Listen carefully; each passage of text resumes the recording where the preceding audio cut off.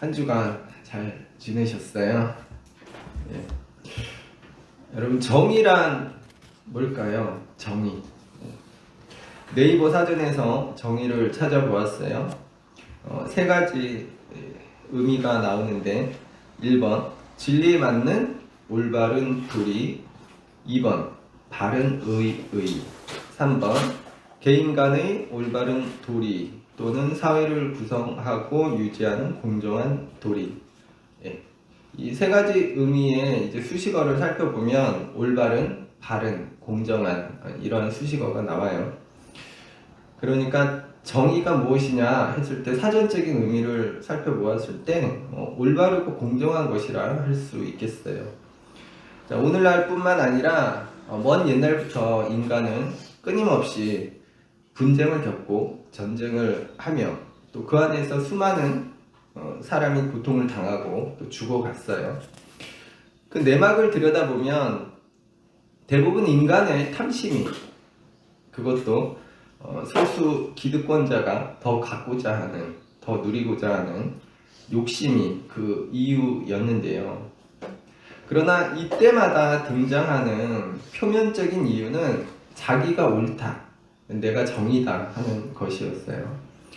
그들이 말하는 것이 옳다고, 그것이 진리라고, 그것이 관철되어야 하고, 그것이 이루어져야 한다고 말이죠. 자, 이념 전쟁도 그 중 하나일 겁니다. 무엇이 옳으냐를 두고 편을 갈라 분쟁하고 전쟁을 했고, 지금도 세계는 이념으로 갈라서 있습니다.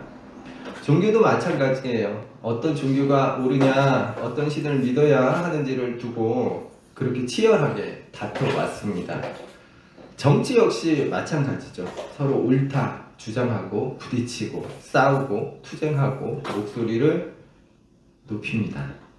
그리고 이런 와중에 무엇이 옳은지 공정한지를 잘 모르거나 무지한, 혹은 관심 없는, 혹은 잘못 알고 있는 사람들, 또 알든 모르든 어떤 결정에 피해당하는 것은 기득권자를 제외한 그 안에 모두라 할 수 있을 거예요.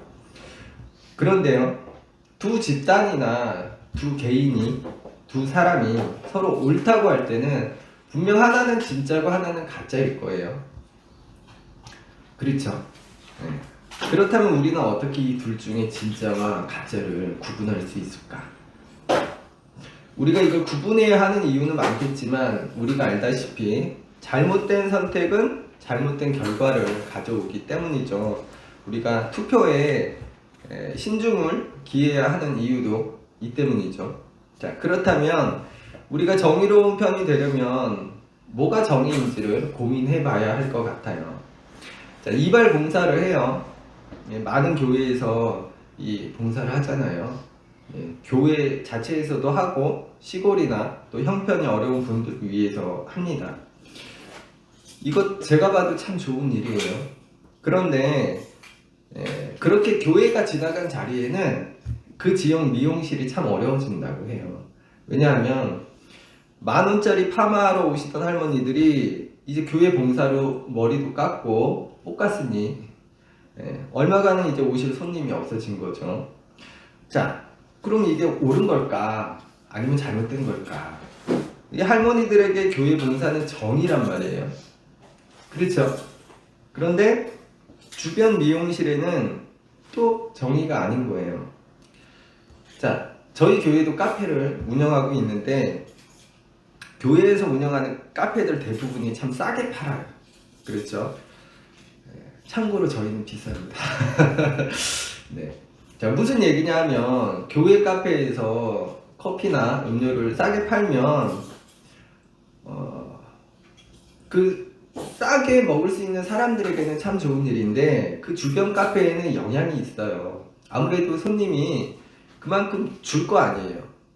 교회는 여러 이유로 카페를 운영하고 값도 싸게 하는데 이게 분명 좋은 일 같은데 주변 카페들 입장에서는 또 그렇지 않은 거예요.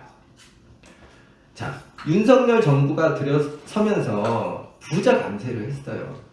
감세를 받는 쪽에서는 좋겠는데, 좋겠죠. 깎아주니. 그런데 올해 우리나라 세수가 50조가 펑크 났다고 해요. 네, 50억이 아니라 50조입니다.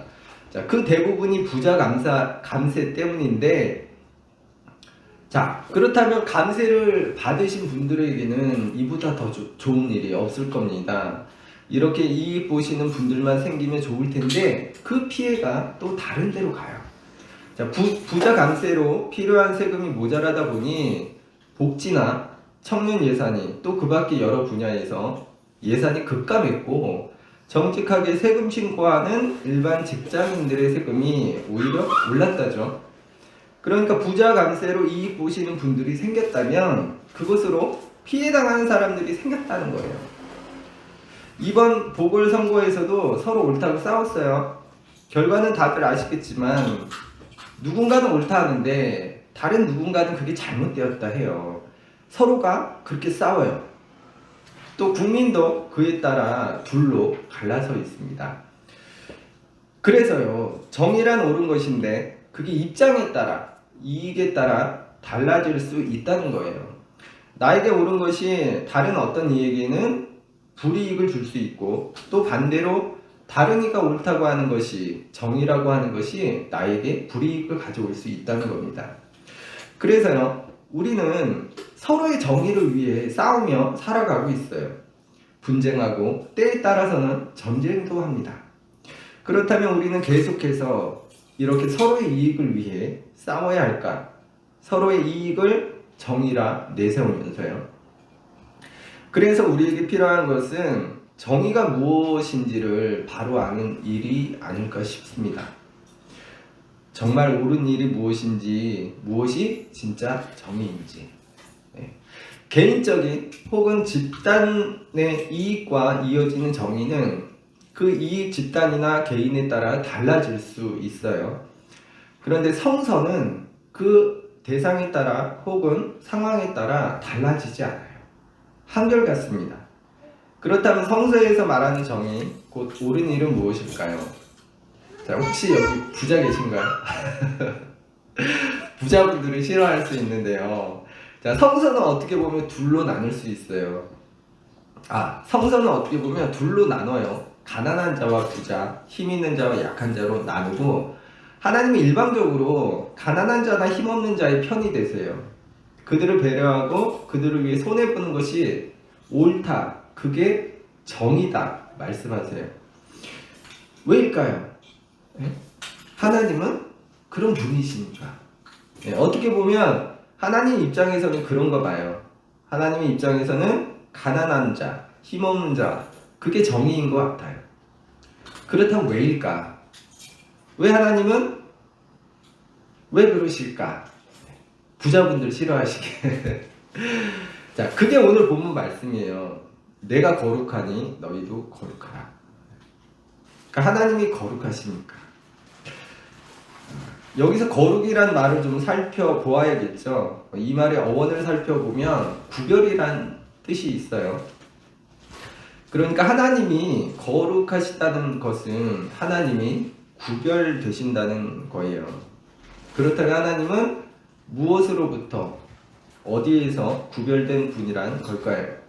자, 하늘과 땅으로 치자면 하늘이신 하나님은 땅과는 다르다는 거죠. 사람과 신으로 보면 신이신 하나님은 사람과는 다르다는 거예요. 또한 하나님은 이방인들이 섬기는 다른 신들과는 다르다는 거예요. 그래서 하나님이 거룩하시다, 곧 구별된다는 것은 불완전과 완전과 같은 속성을 나타내기도 하지만 더 중요한 것은 그 성향이겠죠. 지난주에 연 목사님이 말씀하셨듯이 하나님의 성향, 하나님이 고아와 과부와 나그네를 아끼시고 사랑하시는 그 하나님의 성향, 이것이 곧 하나님이 구별되심이고 다른 말로 거룩이라고 합니다. 그러니까 거룩이란 구별을 뜻하는데 이 구별이란 서로 다르다는 거예요. 이것은 인간의 탐심과 욕심과는 다르다는 겁니다. 하나님은 그게 다르신 거예요.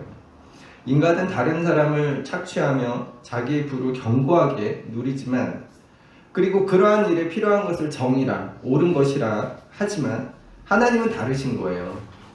나의 이익이 아니라 다른 이의 배고픔까지, 그들의 서름까지, 그들의 아픔까지, 한숨까지 그 눈물이 그 기준에 들어가는 겁니다. 그걸 하나님은 정의라 하세요. 그러한 그분의 정의가 그분이 거룩하다, 곧 구별된다고 하는 겁니다. 그러니까 하나님의 정의란 아래로 향하는 거예요. 배고픈 자리로, 눈물의 자리로, 한숨의 자리로, 그게 하나님의 정의입니다.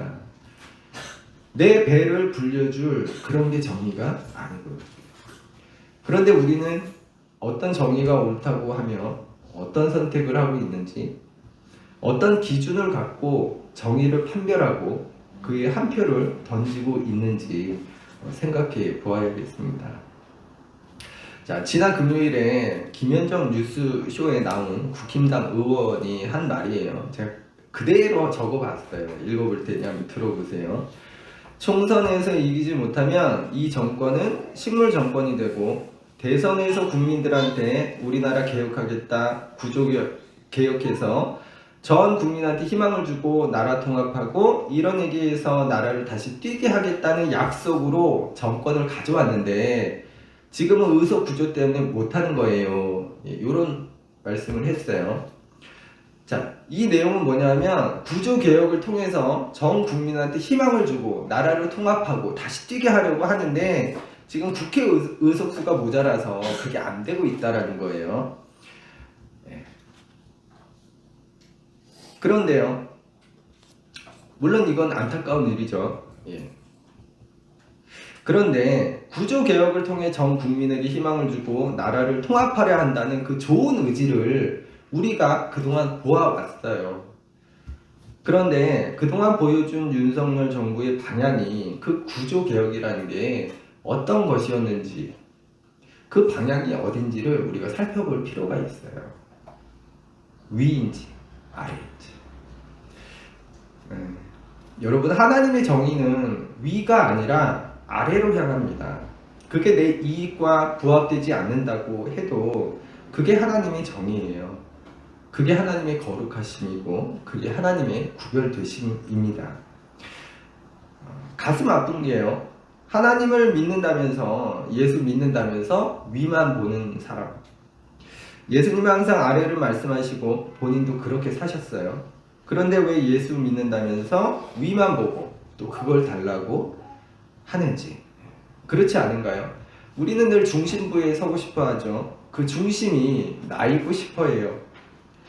그런데 예수님은 중심에 계셨나요? 주변부에 계셨죠. 배고픈 자들의 곁에, 눈먼 자들의 곁에, 아픈 자들의 곁에, 약한 자들의 곁에, 중심부가 아닌 주변부에 계셨던 예수님. 그런데 그 예수님을 믿으면서 왜 우리는 자꾸 중심부에 서려 할까? 그리고 그 중심에 서기 위한 핑계로 왜 자꾸 자기만의 정의를 내세울까? 하나님의 정의는 오히려 그 반대편에 있는데 말이죠. 여러분, 하나님이 내가 거룩하니 너희도 거룩하라는 말씀은요, 하나님이 세상과 다르시니 너희도 그 세상과는 달라야 한다는 말씀이에요. 여기서 세상이란 우리가 악하게, 사납게, 포악으로 자기 이익에 따라 사는 삶을 뜻하겠죠. 그러므로 우리가 하나님과 같이 거룩하게 되는 것은 찬성과의 온율에 개인적인 회개를 하는 걸 넘어서야 합니다. 나의 사고와 생각이 그 방향을 바꾸는 데 있는 거예요. 그 방향성이 바뀌는 거 말입니다. 위가 아니라 아래로. 이게 하나님의 정의이고 하나님의 거룩하심이기 때문에요. 그런데요, 흔히 개신교에서는 구별이 아니라 구분 짓는 일에 열중했는지도 모르겠어요. 서로 다름을 이해하거나 존중하기보다 선을 긋고 나는 너와는 다르다, 함께할 수 없다, 이렇게 말이죠. 우리는 여태 거룩, 곧 구별된 삶이 아니라 오히려 구분 짓는 삶을 살아온 것 같습니다. 구분 짓기를 하면서 스스로 나는 구별된 삶을 산다고 자랑했는지 모르겠어요. 우리가 흔히 구분과 구별을 혼동하는 경우가 많은데요. 구분이란 서로 성질이 다른 것을 갈라놓는 겁니다. 우리는 종교나 정치에서 다른 어떤 것에든지 구분 짓기를 좋아해요. 우리는 그들과 달라, 우리는 이런 존재야. 내가 옳지 하며 정죄하고 갈라서며 너희와는 어울릴 수 없어 하는 모습으로 말이죠. 그러나 하나님이 거룩하시고 내가 거룩하니 너희도 거룩하라는 말씀에서 거룩이란 구분이 아니라 구별입니다. 구별이란 서로 다름으로 분리된 것이 아니라 함께 섞여 있으면서도 그 다름과 차이가 나타나는 거예요. 마치 어둠 속에서 한 줄기 빛이 구별되듯이 말입니다. 여러분, 하나님은 우리가 구분하며 분리된 삶을 사는 걸 원치 않으세요. 하나님은 우리에게 구별된 삶을 살라고 요구하십니다. 세상이 악하다고 그 악한 세상에서 분리되라는 것이 아니라 그 악한 세상에서도 구별된 삶을 통해 빛의 역할을 감당하라 말씀하세요. 그리고 우리가 빛으로 살아간다는 것은 단지 종교적인 어떤 거룩함이 아니라 가난한 자리로 향하는, 낮은 자리로 향하는 눈물과 한숨의 자리로 향하는 모습, 곧 세상과는 다르게 구별되게 살아가는 것입니다. 곧 하나님의 정의예요. 그러한 정의가 하나님이 우리에게 요구하시는 거룩의 모습입니다. 여러분, 지금도 정부나 정치인이 또 많은 사람이 각자의 정의를 들고 나와 사람들에게 주장합니다. 내가 옳다, 내가 정의다. 우리는 여러 가지 정의 앞에서 내 입맛에 맞는 정의를 고르고 그에 한 표를 던지며 힘을 얹어 줍니다. 그런데 우리가 마주하는 그 수많은 정의, 그 정의들 진짜가 아닌 경우가 많다는 거, 사실은 가짜일 수 있다는 걸 우리가 알아야 해요. 그리고 우리는 그들이 서로가 옳다 하는 수많은 정의 가운데 무엇이 진짜인지 가짜인지를 가려낼 줄 알아야 합니다. 그리고 우리가 하나님을 믿는다면 그 정의의 기준이 하나님의 기준이 되어야 할 거예요. 나의 이익과 맞춰 결정되는 기준이 아니라 하나님의 기준에 맞게 위가 아닌 아래로, 가난한 자와 약한 자와 억눌린 자와 눈물과 한숨의 자리가 그 기준이 되어야 할 거예요. 자, 제 설교는 졸린가 봐요. 네, 오늘 설교를 마치려고 해요. 자, 우리는 누구나 악당이 아니라 정의의 사도를 꿈꿔요. 다 그렇지 않은가요? 누구나 정의의 편이 되고 싶지 악당의 편이, 불의의 편이 되고 싶은 사람은 없을 거예요. 그런데요, 우리가 드라마나 영화를 보면 악당과 정의의 편이 분명하게 보입니다. 그리고 항상 정의의 편이 주인공이 되고 그 주인공이 끝내 역경을 디디고 승리하게 돼요. 또 우리는 그걸 보면서 주인공이 곧 정의가 승리하기를 응원합니다. 그 이유가 있어요. 드라마나 영화를 보는 사람은 제3자이기 때문에 그래요. 제3자이기 때문에 자기 이익과 상황이 그 안에 들어가지 않아요. 포함되지 않는 거죠. 그런데 우리가 살아가는 삶에서는 제3자가 아니거든요. 나의 현실이잖아요. 나의 이익과 상황이 반영됩니다. 그래서 드라마나 영화에서 적용되던 그 정의의 기준이 달라지는 거예요. 나의 이익과 상황에 맞게 말이죠. 그래서 우리가 정의라고 하는 것이 개인마다, 집단마다 서로 다를 수밖에 없는 거예요. 우리는 저마다의 정의를 갖고 치열하게 다투며 살아갑니다. 그래서 사실 이러한 정의는 진짜라 할 수 없어요. 가짜죠. 그러나 성서에서 알려주는 하나님의 정의는 한결같습니다. 변하지 않아요. 하나님의 정의는 한결같이 고아와 과부와 나그네를 향해 사회적 약자와 배고픔과 눈물과 한숨과 고통의 자리로 향합니다. 변하지 않는 하나님의 정의. 이게 진짜 정의입니다. 여러분, 그런데 우리는 어떤 정의로 살아가고 있나요? 진짜 정의인가요? 가짜 정의인가요? 자, 요즘 우리나라의 정치가 실종되었다고 해요. 그 어느 때보다도 치열하게 둘로 나뉘어 싸우고 있습니다. 그런데 여러분, 이 둘 중에 진짜 정의는 어느 쪽일까요? 둘 다 아니라고요? 그럴 수도 있겠습니다. 그러나 우리가 그 둘 중 하나를 선택해야 한다면 어느 쪽이 하나님의 정의 쪽으로 기울었는지 우리는 꼭 살필 필요가 있겠죠. 자, 여러분, 한 주간도 가짜가 아닌 진짜 정의로 살아가는 여러분 되시기를 바랍니다.